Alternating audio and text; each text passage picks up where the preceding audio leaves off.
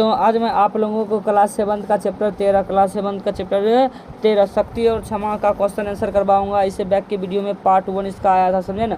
Part 1 में मैंने पूरी तरह से अच्छी तरह से पढ़ के समझा दिया था, समझे ना, उसका भाव और समझा दिया था। आज इसके एक एक क्वेश्चन आंसर को सॉल्व करेंगे, समझे। अगर PDF पाना चाहते हैं तो आप हमारे व्हाट्सअप लिंक मिल जाएगा, व्हाट्सअप लिंक डिस्क्रिप्शन में मिलेगा, आप वहाँ से जुड़ जाइए। नहीं तो आप हमारे मोबाइल नंबर 95 76 39 और 14 15 95 76 39 और 14 15 वाले नंबर पर जुड़ जाइए, ताकि आपको हर एक चैप्टर का PDF मिल जाए, समझे। सबसे पहला क्वेश्चन देखिए क्या कहता है। कहता कि इस कविता के माध्यम से हमें क्या सीख मिलती है, मतलब इस कविता के माध्यम से हमें क्या सीख मिलती है।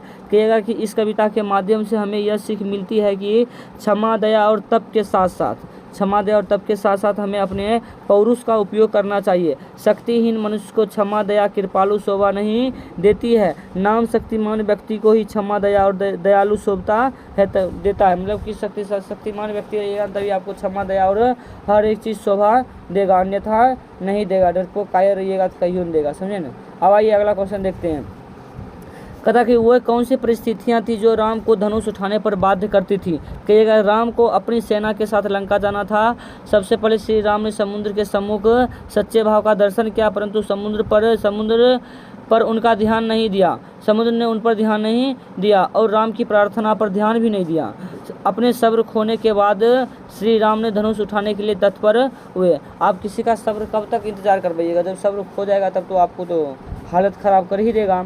अब कहता है निम्नलिखित शब्दों का अर्थ स्पष्ट कीजिए। यहाँ पे शब्द होगा, क्या होगा बाबू रे, शब्द होगा। हम लिख दिए क्या, क्षमा लिख दिए, कोई बात नहीं, शब्द होगा, क्या होगा, शब्द, समझें। अब कहता है कि क्षमा शोभती उस भुजंग को जिसके पास गरल हो, उसे क्या जो दंतहीन विशीन बिनत सरल हो। मतलब कि क्षमा उसी सांप को शोभा देती है जिसके पास गरल यानी विष हो, उसको कभी नहीं शोभा देती है जिसके पास दांत नहीं है, विष नहीं है और विनम्रता नहीं है, समझे ना। अब इसका अर्थ भी देख लेते हैं, अर्थ क्या है। अर्थ कहिएगा क्षमा उसी सांप को शोभा देती है जिसके पास विष हो। जो सांप दंतहीन विशीन विनम्र और सरल होता है उसे क्षमा नहीं शोभता है। अब आइए पाठ से आगे देख लेते हैं।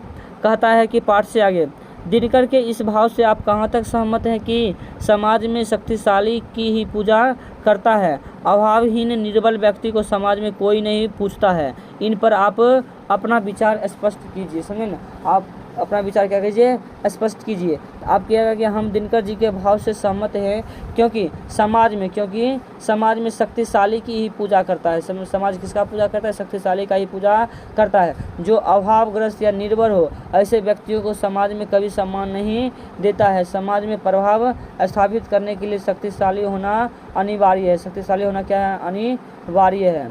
अब आइए कहता है कि सुयोधन को नर व्याघ्र क्यों कहा। जो सुयोधन है इसको दुर्योधन कहते हैं, क्या कहते हैं, दुर्योधन, समझे ना। इसी की वजह से महाभारत युद्ध हुआ।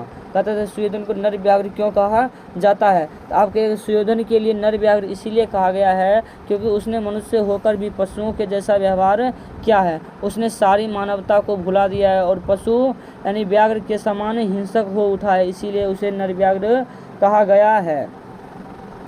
अब आइए इसका व्याकरण देख लेते हैं। व्याकरण क्या कहता है। व्याकरण कहता है निम्नलिखित शब्दों के पर्यायवाची शब्द लिखिए। मतलब पर्यायवाची शब्द लिखिए। भुजंग होता है सर्प सांप और अहि। अब रघुपति को होता है राम कौशल्यानंदन राघव। सिंध का समुद्र जलनिधि। सर्क बाण या तीर। कायर का पौरुषहीन कर्महीन। विष जहर माहौर इलाहल गरल कालकुट ये सब होता है। आपको अगर ये क्वेश्चन आंसर अच्छा लगा तो आप हमारे चैनल को सब्सक्राइब करें और वीडियो में कमेंट करें, नीचे कमेंट करके बताइए नेक्स्ट चैप्टर 14 आपको कब चाहिए, समझे ना, मिल जाएगा आपको।